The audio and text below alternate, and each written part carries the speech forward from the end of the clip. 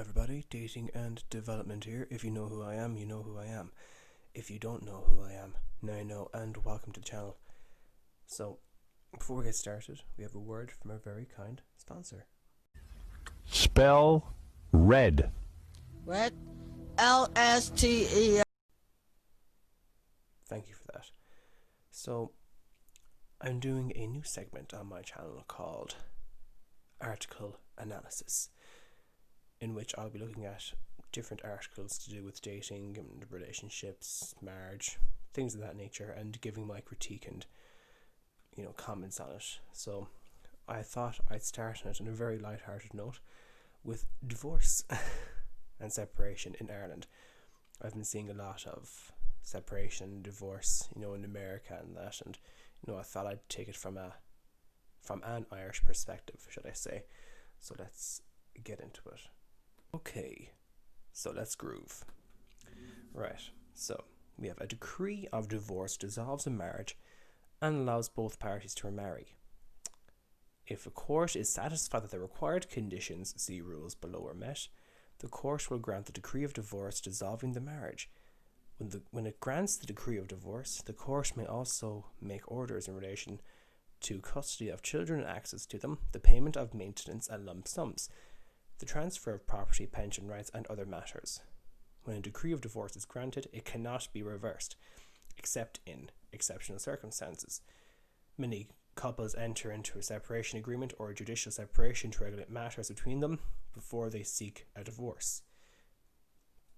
In the application for a decree of divorce, the court can review any previous arrangements made by the parties, such as a decree of judicial separation or a separation agreement, particularly if the circumstances of either party have changed. After the granting of decree of divorce, either party can apply to the court to have any orders made under the decree, such as a maintenance order, reviewed by the court. So that's the introduction for divorce. There's rules to getting divorced in Ireland. Now, I'm not necessarily sure if it's the exact same as America or what, but please let me know if you have any American audiences or any audiences from any other European country or continent. Please let me know. So the rules. So before a court can grant a divorce, the following conditions must be met. The couple must have been living apart from one another for at least 2 years, or at least 2 out of the 3 previous years before the application is made. So that's before applying for divorce. Before 1st of December 2019, this was 4 out of the previous 5 years. The Family Law Act of 2019 also provides a new definition of the term living apart. It's living apart below. You can read it there while I'm reading these rules. Either of the spouses must be domiciled in Ireland when the application is made, or either of the spouses must have lived in Ireland for at least the 1 year period before the application is made. There must be no reasonable prospect of reconciliation. And finally, proper arrangements must have been made or will be made for the spouse and any dependent members of the family, such as children and other relatives. So those are the ground rules for getting a divorce in Ireland. Not many rules, but a few rules. They're there. They're not great, they're not excellent, they're fine. Now, what my main focus of this is marriage really worth the effort in Ireland for men, right? And the answer may shock you, or it may not, because 99% of Irish men lose out in divorce. A new study has found that 99% of Irish husbands lose their homes during divorces, and this was written by Kathy Hayes back in 2010. Okay, so it's 10 years ago, but we'll look at more recent stuff. A new study has found that 99% of Irish husbands lose their homes during divorces. An Irish graduate law student, Roisin O'Shea, has observed that during family law cases, courts give one spouse the right to live alone at the family home. The husbands are favoured only 1% of the time. 1%. That alone should tell you that the juice isn't worth the squeeze when it comes to marriage in Ireland. Automatically, men lose. Take care now. Bye-bye then. In 7 out of the 10 cases, the judge ordered a transfer of the property into the wife's name. Now, thinking about that, if things are being put into the wife's name, right? Wife has the children, she has a property to live in, right? The man has to pay maintenance fees. Looking at rent prices, if this is in Dublin, rent prices per month are high enough. I say about €2,000 to rent a house in Dublin per month, in or around. And he has to pay all that money, those resources. That puts him below the poverty line, or that puts him in a state of poverty, or near poverty. Simply because the wife wanted a divorce, they get divorced. If that happens, loses the assets, he's bordering financial ruin. Now, if the husband was a terrible father and a terrible person, get what you deserve. I can respect that. But same goes for a woman as well. If she's a terrible wife and a terrible mother, it has to go both ways.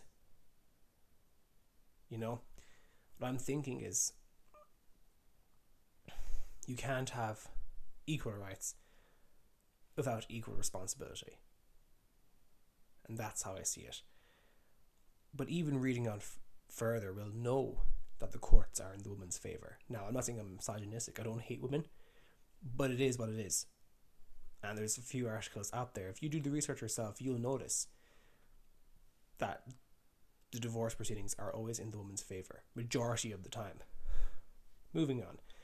During 160 contested cases, when an order was made to sell the home, the wife received more than half of the proceeds in 25% of the cases. During the other 75%, the proceeds were split. Okay, that's fine, He's getting half, but in some cases he's getting more. Still leaning more towards the woman's side. And the graduate student has observed 493 judicial separation and divorce cases in Dublin, Cork, which is in the southwest of Ireland, and the southeast since October 2008. She observed that 73% of judicial separation and 54% of the divorce applications were filed by the wives. Okay, over half were filed by the wives. That leaves 46% filed by men. That's a very high statistic. That's the wife doing it. And reading more, to date, all the contested cases that I've observed were brought by the wife, said O'Shea, while speaking to the Sunday Business Post. I have not seen a single case where the wife was ordered to pay maintenance for children or a spouse. Without fail, where maintenance is at issue, it is the husband who has been ordered to pay. Out of those cases, it's the man who has to pay, and 1% of those cases, damn. You know what, I'm not even surprised. And she also pointed out that in most contested maintenance cases, the husbands argued that they were being denied access to the children. Although many of the fathers asked for joint custody, she said that she had only observed this in 2 cases. And that's the thing. This could be a brilliant father, right? He could be a fantastic father. But if one claim is made against him, even if it's still false, he will still lose custody to see the children. And that's not very fair. Like, I know it's innocent to proven guilty, but if the man is proven to be a terrible father and a terrible person to those who claim to love him, or those around him, or his loved ones around him, then yeah, I can see why he shouldn't be around the children. Yet again, it can be the exact same for the wife. If she's a terrible mother, or a terrible person to the children, or a terrible wife, then she exactly will not be an angel of a role model for her kids either. It goes both ways. And I still think a major problem with Ireland, and it's hinted at in another article, another major problem with Ireland is that we're such a traditionalist country. We're still behind the times compared to the rest of the world, right? I know there's other places that are way further behind. When it comes to this, Ireland still has a traditional view of men and women. I see to an extent. Now, others can disagree, But when it comes to marriage, it's a sense that it's the mother, the maternal figure, is a better role model for the children, the more nurturing. Well, the man is there for the breadwinner to be working and everything else and earn money. That's what I've noticed. But obviously others would disagree. And you know what? That's perfectly fine if others disagree. It's just what I noticed. We all have an opinion. Okay. So moving on to the next article, written in the Irish Independent. This from 2014, a bit more recent. Terrible bias that men suffering divorce is badly needs rectifying. Written by David Quinn. This is an interesting article, okay? Now, new research based over 1,000 judicial separation divorce cases that appeared before the Circuit Court over the last 4 years has confirmed that women almost always, oxymoron, get custody of the children. They get to live in the family home. The father has to pay maintenance, which can sometimes push him below the poverty line. And I mentioned that earlier. Rent prices in Ireland, if this is in Dublin. Now, other places outside of Dublin are quite cheaper for rent. But if he plans to live in Dublin and pay child support, you forget about it, because that's really going below the poverty line. The decision to give the mother the family home and to make the father pay maintenance present the first decision which grants her effective custody of the children. If she didn't get the children, the father did, should I say, he'd probably get to live in the family home and she might have to pay maintenance. Perfectly fair. You know, fair is fair. But in 95% of the cases, the children get to live with her, the mother, and this is why fathers lose out to courts again and again. Communist, not communist, John Waters has been drawing attention to this manifest injustice for years. The figure of 95% makes one very big assumption. It does if you assume something and makes an ass of you and me. Namely that in 95% of cases the mother would be a better parent than the father. And this is plausible. No, it's not. Because the mother will not always be a better parent than the father. You can be in a marriage, and the father could be a better parent than the mother. You can be in a marriage where the mother is a better parent than the father. You know, that can happen. That can genuinely happen. And there are fathers out there who are really good to their children, but because of the wife is unhappy and wants a divorce, that there's no real strong, good male role model around for those kids. You know? And I remember reading a study before. It said that a child needs a male masculine model in their life. And especially a father. You know, for emotional resilience and everything else in between. You need a strong male role model. Discipline, teach you the ways. You know, I know mothers can do that too, but, so to speak. I'm reading on. Based on how heavily the dice is loaded in favour of women, it is no wonder that they are the ones who apply for divorce in more than 70% of the cases. If a woman is unhappy in her marriage and knows she will get the children and the house and maintenance, then the divorce is much less key proposition for her than for her husband. Proof is in the pudding. It's right there. Like these days, you know, with how even the man could be a fantastic father and everything else, right? If the marriage doesn't work, it doesn't work. You know, and then reading from these two articles so far and the statistics, you know, men lose the majority of the money and everything else. And access to see the kids. And what I'm getting at here is that these days, divorce, now, I'm not saying that, you know, people go into marriage with the intention of divorce, but divorce can be seen as easy money from a woman's perspective if she really hates her man in that. Because there are women out there who go into marriage, purely get divorced for the money. It's an easy paycheck, but there are men out there who will do bad things to women. You know? Men and women, we're not all inherently good in this world. There is bad. But if you're really going into a marriage just to get, you know, such a, what's that word now? I can't even think of it.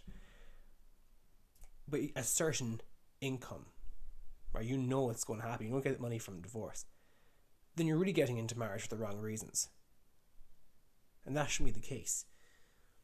Because if you look at what marriage is economically, it's just a man and a woman putting their assets together under one roof. Putting the money together under one roof. Under one roof. I don't want to say Ruth.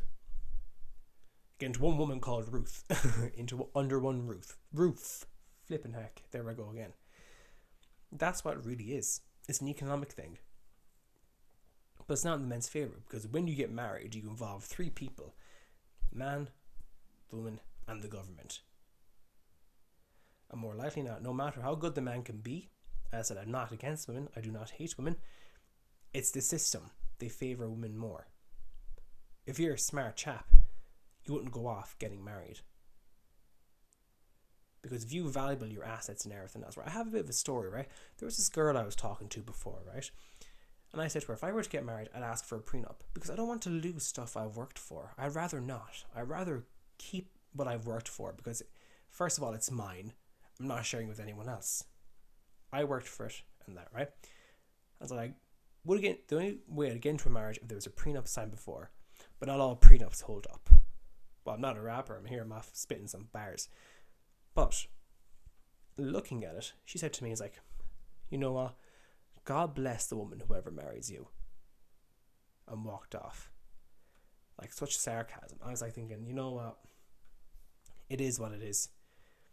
That kind of shows, well, I'm definitely not marrying you if you want to take my stuff. But look, let's keep reading. And right, in the United States and the United Kingdom, it is also the case that women initiate the big majority of divorces. If she hasn't already done so, the author of the new research, Roisin O'Shea, might look at the jurisdictions where the dice is not so heavily loaded in favour of women and see how often they file for divorce in those countries compared to men. And it's a long enough article, but I'm going to wrap up this article in these two sections here. I suspect, however, that this is only part of the story. It is probably true to say that judges overwhelmingly believe that the mother will make a better parent than the father because they are wedded to a very traditional definition of the family. What's the traditional definition of a family? Mother is maternal. She looks after the kids. The father works and earns the money. That's how it goes. And on the other hand, many of the reforms made the family law were inspired by feminist thinking. I don't say this as a criticism, but simply record it as a fact. So it's a combination of feminism and traditionalism, not traditional traditionalism, just traditionalism, that has resulted in today's very strong bias in favour of the wife and mother. Okay, so I'll leave that article there. See, I have a little dress there for new chic. Well, yeah, like I'm for feminism in the sense, like, not this new wave feminism, but in the sense, like, you know, equal rights and everything else, you know, equal pay and things like that. Women are getting their equal rights. Okay, but with those equal rights, you have to get equal responsibility. You can't have your cake and eat it too.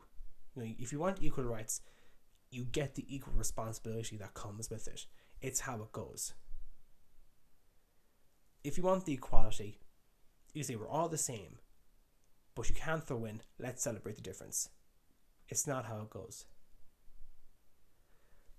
But on a lighter note, before I wrap up, because we're coming close to 20 minutes, there has been a fall in divorce cases, but with more women than men applying for divorce since 2017. And this is when? 2 years ago.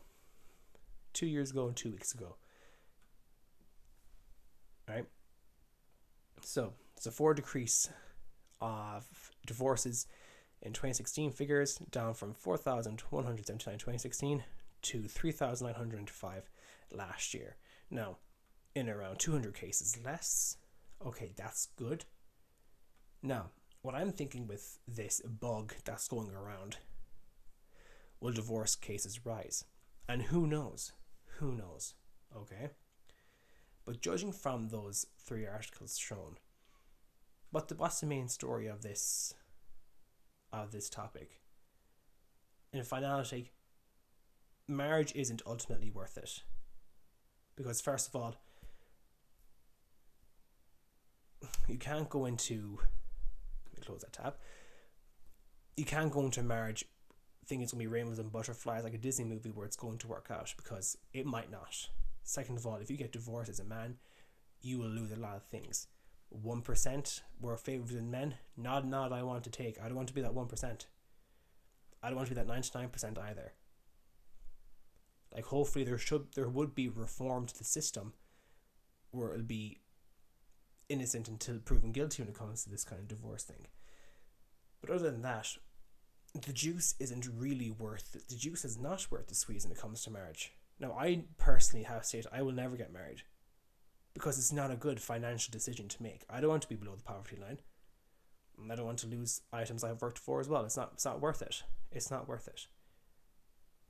So to take away from this, if you're a man in Ireland getting divorced, you're equally as screwed.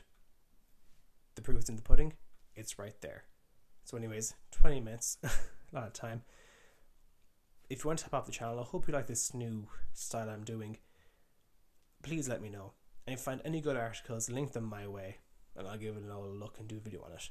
So until then, guys and girls, men and women, take care, God bless, and stay safe. I hope you're keeping well. This is not a hate piece. I do not advocate hate whatsoever. I'm just simply stating the facts. It is what it is. So take care, God bless, until next time, stay safe.